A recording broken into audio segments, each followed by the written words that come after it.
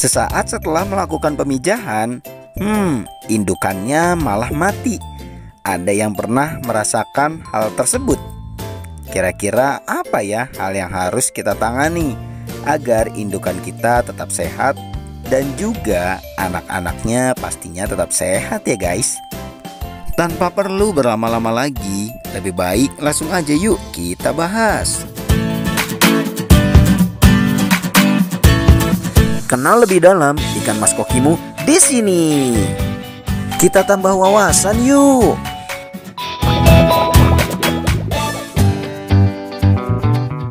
Ya oke, assalamualaikum warahmatullahi wabarakatuh.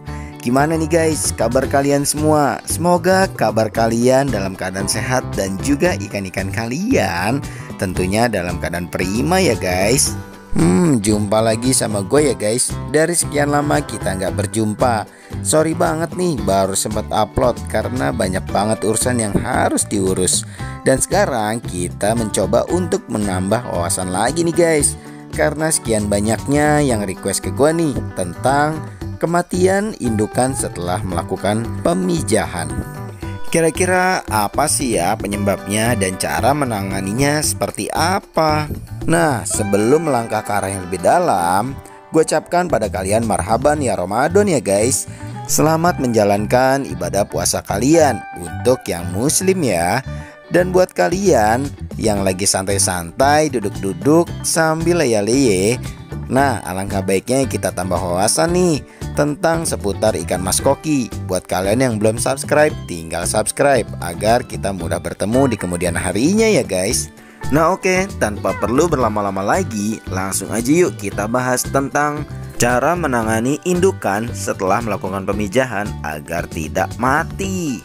Nah, sebelum kita melakukan pencegahan pada kematian indukan, alangkah baiknya kita mengenali dulu nih, kenapa sih indukannya bisa mati ya guys? Oke, untuk faktor pertamanya adalah telat penanganan pada luka-luka ikan kita nih guys. Nah, kenapa sih kita bisa telat? Karena kita tidak mengetahuinya nih guys. Saat melakukan pemijahan biasanya ada beberapa indukan yang sifatnya terlalu agresif, seperti jantannya mengejar-ngejarnya terlalu over ya guys. Jadi menyebabkan luka-luka ringan pada indukan betinanya nih guys. Nah, karena kita tidak mengetahui dan kita tidak langsung menangani, ditambah lagi banyak sekali bakteri yang berterbangan pada air kita. Nah, disitulah terjadilah infeksi dan akhirnya menyebabkan sakit. Dan kalau sudah sakit tidak ditangani, itu dia guys, akan menyebabkan kematian ya. Nah, lanjut pada faktor yang kedua. Faktor yang kedua adalah umur ikan mas koki kita nih guys. Nah, pada kasus ini biasanya indukan ikan mas koki akan melakukan pemijahan terakhir, di mana dia akan meninggalkan keturunannya untuk melanjutkan gennya ya guys, di mana dia sudah merasakan terancam, usianya sudah tua, dan dia akan melakukan regenerasi. Untuk hal ini sudah terbilang wajar ya guys, karena dia tidak mau keturunannya hilang begitu saja. Bisa dibilang anak-anak ikan mas kokinya akan menjadi penerus indukannya ya guys. Nah, lanjut ke faktor yang ketiga ya. Nah, pada faktor yang ketiga ini sering sekali disepelekan oleh pecinta ikan mas koki nih guys. Karena merasakan ikannya baik-baik saja, ternyata di dalam airnya terkandung amoniak yang sangat tinggi, sehingga ikannya merasakan ada ancaman atau berbahaya bagi mereka.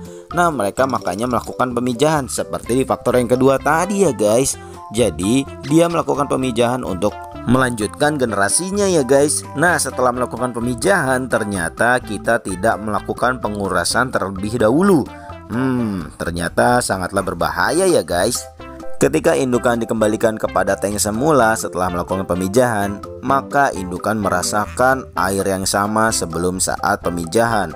Nah, di situ dia merasakan bahaya lagi ya guys. Dan ternyata setelah pemijahan, biasanya si indukannya sudah merasakan lemas, kurang fit, dan juga banyak luka-luka yang terjadi pada indukan. Nah, di sini kita tidak paham dan akhirnya indukan akan mati karena terancam amoniak yang tinggi dan juga luka-luka yang terdapat pada indukan. Nah, gimana penyebab-penyebabnya? Udah pada paham belum nih? Kalau sudah paham, kita lanjut untuk cara mencegahnya ya guys. Oke, cara pencegahan yang pertama yang harus kita lakukan adalah merawat kualitas air secara berkala. Nah, ini adalah hal yang paling penting ya guys, dimana kualitas air sangatlah berpengaruh pada kesehatan ikan kalian. Karena jika ikan kalian melakukan pemijahan dan terdapat luka atau lemas dan dia masuk ke dalam tank semulanya, dimana airnya sehat, airnya dipenuhi dengan bakteri baik dan juga terdapat banyak oksigen di dalam airnya. Nah, sehingga membuat ikan-ikan kalian cepat pulih dan tidak akan mati ya guys. Oke, lanjut untuk pencegahan yang kedua ya guys, dimana kita harus pintar-pintar nih dalam memilih pakan ikan mas koki kalian. Nah, kalau pakan ikan mas kokinya berkualitas, kandungannya mencukupi kebutuhan ikan-ikan kalian. Nah, di sini kalian tidak akan menemukan kematian setelah pemijahan nih guys. Dimana kalau gua sih pakannya yang terdapat garlicnya ya, atau biasa kita sebut bawang putihnya. Dimana bawang putih itu sangatlah bagus untuk kesehatan ikan mas koki kalian. Jadi membuat regenerasi organ-organ yang mungkin rusak atau melemah pada ikan mas koki kalian, sehingga dapat menyembuhkan luka-luka juga nih guys. Pakannya apa sih bang yang dipakai? Nah, nanti juga akan gua share ya guys untuk pakan yang mengandung bawang putih, atau kalian ingin bikin sendiri di rumah juga bisa, seperti yang sudah pernah gua share juga ya guys. Nah, untuk kalian yang ingin tahu cara bikinnya atau belum pernah tahu, bisa deh kalian langsung klik aja link yang ada di atas. Kalian bisa tonton sampai habis cara bikinnya. Tenang aja guys, mudah banget kok. Oke, lanjut ke pencegahan yang ketiga ya guys. Nah, kalau yang ini sih gampang banget dan sering banget gue lakuin nih guys. Jadi sebelum melakukan pemijahan, biasanya kita akan menyiapkan wadah baru untuk mereka melakukan pemijahan. Nah, di saat mereka sedang melakukan pemijahan, biasanya gue lakukan water change pada tank awal atau tank utama kita ya guys, dimana kita akan mengurangi 30% ketinggian air dan kita gantikan dengan air yang baru. Nah, di situ kita dapat mengurangi kandungan amoniak dalam akuarium nih guys. Sehingga setelah ikan melakukan pemijahan dan kembali ke tank utama, mereka akan merasakan air yang sangat segar dan sangat baik, dan dapat menyembuhkan mereka setelah proses pemijahan tentunya ya guys. Nah, gimana guys? Sudah cukup jelas bukan? Jadi buat kalian tidak perlu ketakutan lagi ya guys.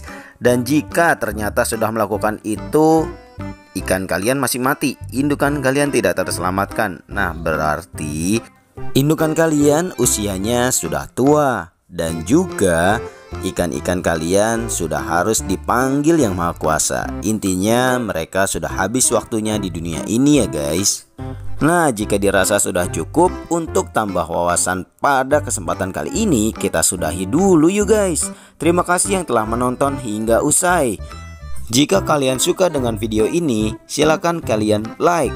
Dan juga bila ada yang ingin ditanyakan, silakan komentar dalam video ini ya guys. Insya Allah akan gue jawab.